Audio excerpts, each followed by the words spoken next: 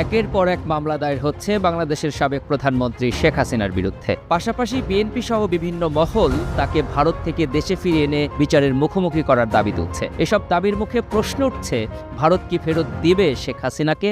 That is that the Prime Minister, Sheikh Hasina, should step down. আর doctor ইউনূসের অন্তর্বর্তী সরকারও যে হাসিনাকে ফেরাতে ইচ্ছুক তার অনেকটা আভাস পাওয়া গেছে। গেল 15 আগস্ট ব্রিটিশ সংবাদ মাধ্যম রয়টার্সকে সাক্ষাৎকার দেন পররাষ্ট্র উপদেষ্টা তৌহিদ হোসেন। আইন মন্ত্রণালয় যদি বলে যে তাকে ফিরিয়ে আনার জন্য চিঠি দেন, আমি দেব। তিনি বলেন, শেখ হাসিনার বিরুদ্ধে অনেক মামলা হচ্ছে। স্বরাষ্ট্র ও আইন মন্ত্রণালয় যদি সিদ্ধান্ত নেয় তাহলে শেখ হাসিনাকে ফেরত পাঠাতে ভারতকে অনুরোধ করতে হবে। এটি ভারত সরকারের জন্য বিব্রতকর হবে। তিনি নিশ্চিত যে ভারত সরকার বিষয়টি গুরুত্ব সহকারে দেখবে।